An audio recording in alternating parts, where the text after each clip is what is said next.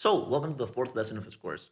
In this fourth lesson right here, we're going to be analyzing the top performing channels of one of the best potentially channels on YouTube right now, Iman Gadzi. He has one of the biggest personal brands and the best channels on YouTube. He has a huge team of, I think, more than four full-time thumbnail designers that all they do all day is that they check out his thumbnails and redesign them over and over again. And he has gathered a huge library of data regarding thumbnails.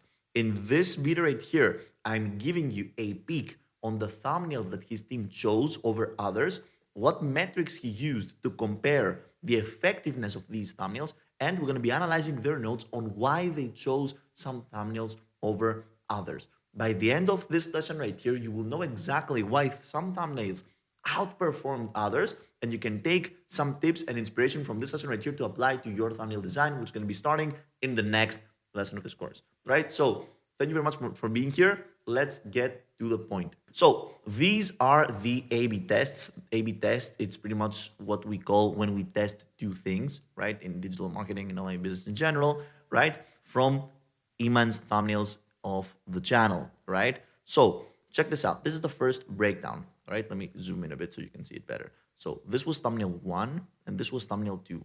And we measured the success of a thumbnail by the click-through rate, all right? So a click-through rate is a percentage because a click-through rate, it's actually a, let's say, division. And what we divide is pretty much the amount of impressions, which is how many times the thumbnail was shown, divided by the number of clicks, right? So this time, this was 3.45%. So from 8,515 people who saw this thumbnail, in combination with the title, obviously, 294 people clicked. And that's a 3.45% conversion rate or click-through rate. Now, a good click-through rate is actually more than 4%, right? This is a general rule of thumb of YouTube videos. But as YouTube recommends your videos more and more and more, click-through rate always falls because more people that do not know you get your video recommended to their homepage, and obviously they have a lower chance of clicking on the video.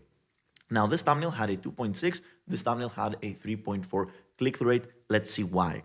So the original thumbnail, which was this thumbnail right here, showed a basic sit-down shot accompanied by icons representing 7 productivity hacks. So these are the 7 productivity hacks, right? In contrast, the variation captured Iman actively journaling with a calendar schedule overlay, demonstrating organizational skills in action. So what this thumbnail pretty much demonstrated and why it worked is that it demonstrated action. So again, this shift from static to dynamic presentation proved more effective. This is something that you should note down. Again, shifting your thumbnails from static to dynamic or potentially immediately having them being more dynamic.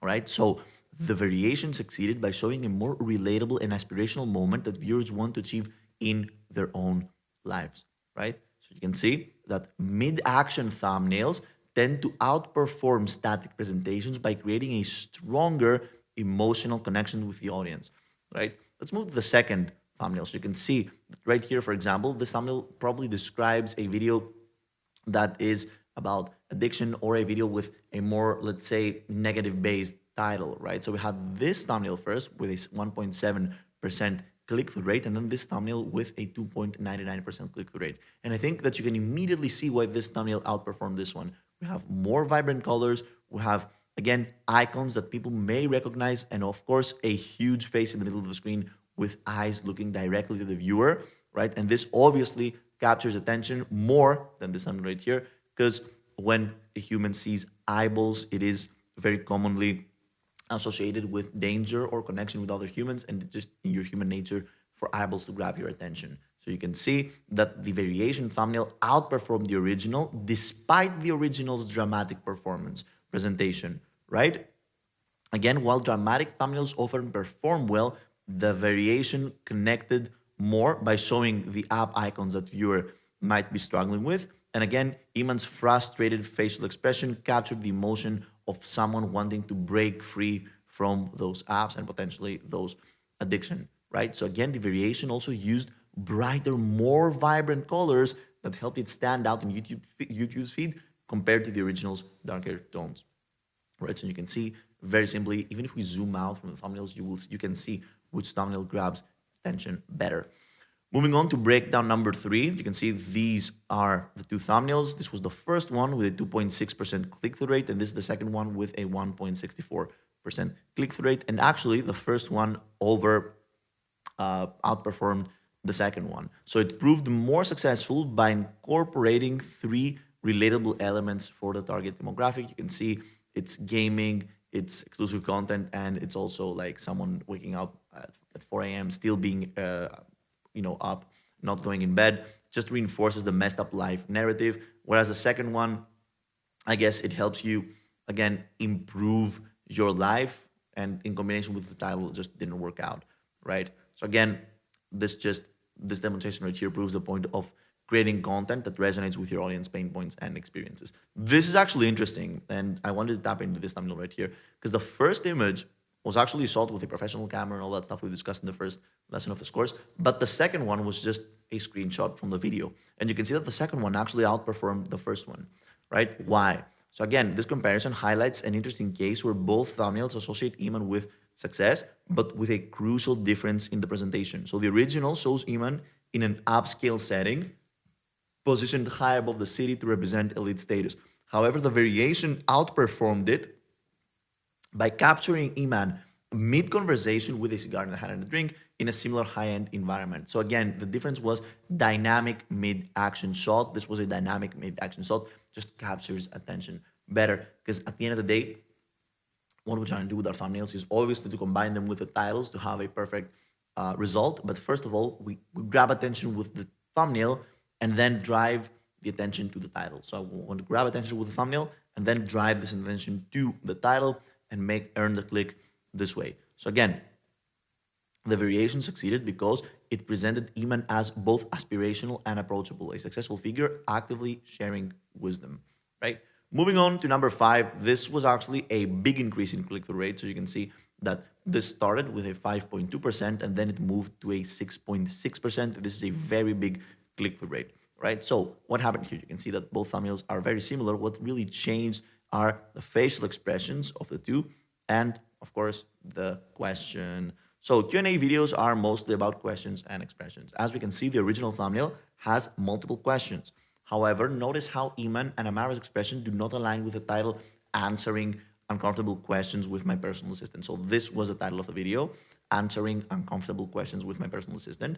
And on the other hand, the variation thumbnail focused on the question that matches the title perfectly. So again, even this thumbnail tutorial right here also highlights the importance of combining a thumbnail with a title. And again, the title is answering uncomfortable questions with my personal assistant. And you can see that their faces right here are more uncomfortable than the faces right here. And they're also mentioning the most uncomfortable question throughout the whole video, which was this question right there.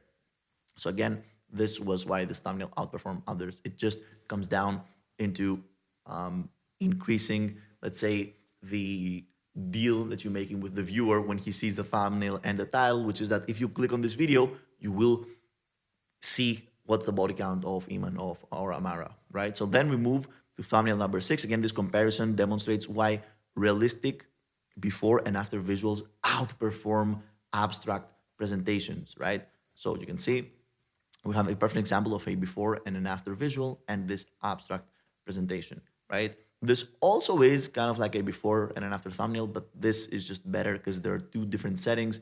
It makes more sense. So 4.9 click-through rate, that's actually very good, and a 4 click-through rate right here. So while both thumbnails used the same concept, the variations succeeded through strong real-life visuals that viewers could instantly understand. The original's small progress bars and icons lacked impact, right, and realism. And the variations' straightforward approach combined relatability with visual simplicity, making the transformation message immediately clear to the viewers. So let's move to the final breakdown. Again, we could stick here for many hours, but I'm going to show you like 2 more, I guess.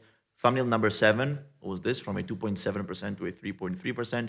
And again, we have this variation thumbnail, which was the winner at the end, right? So you can see that the breakdown shows why a clear transformation narrative succeeds. The variation uses a direct before and after comparison of young Iman, right, versus current image Iman with ages clearly marked, making the comparison instantly clear. And let's see the title of the video. The title was Iman Gadzi recorded his entire life since he was broke, right? It's okay. So this was the title of the video, right?